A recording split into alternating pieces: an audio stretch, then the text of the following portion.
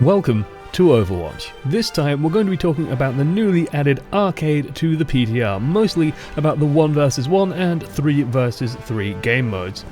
I will touch on my thoughts on the changes to quick play a little bit later in the video, but the whole arcade package is, well, it's pretty damn great to be honest. Overwatch has always been criticised as being a little bit bare bones in some ways. A relatively limited map pool that can only be expanded upon when Blizzard wants to expand upon it, 2 real game modes, so on. I've never been a big subscriber to that mentality myself. I've been playing the game pretty much daily for about a year now after all, but I'm very well aware that I might be a bit of a niche case as far as this game goes. I'll also admit that in terms of diversity of play, the game doesn't really offer that much. You have ranked, the try-hardy kind of strict place, quick play which could be anything, and a brawl which you've probably played once or twice and then felt kind of done with. Finding things to do to blow off some steam or just play a little bit differently was a little bit thin on the ground. Personally, I usually went to do anti headshot drills to unwind if I was busy with something else. So what does 1 vs 1 and 3 vs 3 bring? Well, a few things. First, it's just different. If I'm not in the mood to deal with teammates, I can go 1 vs 1. If I want something tense, I can go 3 vs 3. But there's some issues already popping up nice and early, I've noticed. 1 vs 1 in particular is going to develop some pretty set meta approaches for certain matchups. Roadhog and D.Va leap to mind instantly as examples of matchups that are very knowledge based. Experienced Roadhog players will be quick to tell you that whoever hooks first loses. Do not hook the enemy hog unless you're trying to break a heal. Instead, aim for decent right clicks. D.Va, however, is the really obnoxious one, as D.Va, the fastest way to win is simply letting your mech get destroyed while theirs is on about 250 hit points and then plinking down their mech from a safe distance. They pop out, you call in a fresh, new mech, and then you can just bully them to death before they can kill you usually. It's almost a trap to try and out kill your opponent early. Most 1 vs 1s of course remain a huge amount of fun, Tracer probably being my favourite so far, and I really do love the game mode. My question is, how do they patch it? Let's take Symmetra. I know she's being reworked, but she's still a good example case. It can very quickly turn into a stall fest because it's very easy as Symmetra to make one single misstep and then outright lose the game. Are they going to have tweaks specifically for 1 vs 1 to make matchups work better, or will they just leave it to one side and hope that the actual game patches fix any issues in 1 vs 1? It's something that plagued other developers like Riot Games, for example, for absolutely ages, dealing with balance on the side games.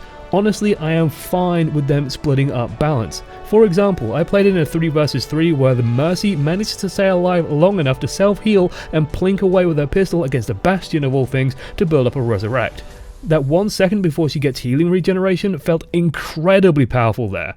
Pretty much no way she was going to die unless she actively screwed up. Now, you might make the argument that it's overcomplicated to have one set of balance rules for one thing and one set of balance for another, or that it's confusing somehow, but I think people will get used to it pretty fast, and it'll hopefully stop what I think is also inevitable in 3 vs 3.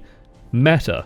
There's going to be one combo that is pretty much unstoppable. If I had to ballpark early on, I'd say Winston, Solid 76 and Zenyatta all feel pretty goddamn powerful as a combo, just tons of self-healing and survivability with some burst thrown into it. Regardless, there'll be that one comp, and again, unless balance can be done specifically for the 3 vs 3 mode, that one comp will probably stagnate it all. For those of you who play WoW Arena, Rogue Mage Priest, right? I mean, that was at least what it was in my heyday, Jesus. I kinda hope it doesn't happen, but considering, WoW Arena, I think there is a certain inevitability here.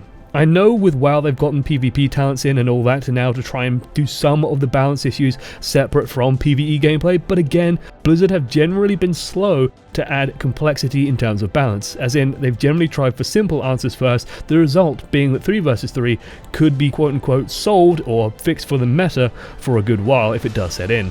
One major gripe for 1 vs 1 I also have is the time between rounds could do with being a little bit shorter. Rather than having 2 separate panning shots, for example, between each round, just stand the heroes side by side and pan across them both with the names above. Just saves a couple of seconds that, aren't needed there really. Oh, and before I finish, there's also a bug on Watchpoint Antarctica. Soldier 76's biotic field has a knack for dropping through one of the catwalks. Very frustrating loss that was. Last up is the playlist and the no limits mode. The Brawl playlist probably needs a bit of work. Again, this is a case where I think they should strip out a lot of the starting and ending time filling as much as possible and just try and get people to the next game as soon as possible rather than a long score screen, and they'd probably see better retention. Otherwise, well, it's a tricky one. Could always be a good time waster I guess, but I really doubt it's going to see that much use in the long term.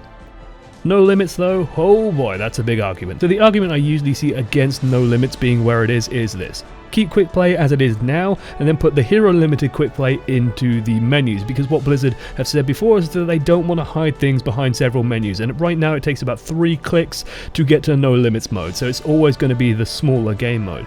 Personally, I kind of disagree. I'd rather have the natural progression from unranked into ranked, namely the normal but still casual and stress-free way to play feeds naturally into the ranked way to play.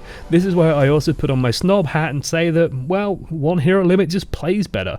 Easier to balance, harder to cheese, all good stuff. There's probably a few people out there that do prefer no hero limit as a play mode and do have more fun with that, but I do recommend giving one hero limit a real try. Otherwise, you're probably going to be consigned to this smaller game mode and a smaller pool of players overall. That said, there is one very good argument about the no limits mode, and that is the final flaw of the arcade, which is that you don't get stat tracking. So in no limits mode, you won't have any hours put on your profile that you've played X for so many hours, although you do still get experience and that kind of thing. A minor thing, but one that does need to be fixed. Besides, having 1 versus 1 stat tracking would be absolutely great. I want to know how many duels I won on X hero, for example.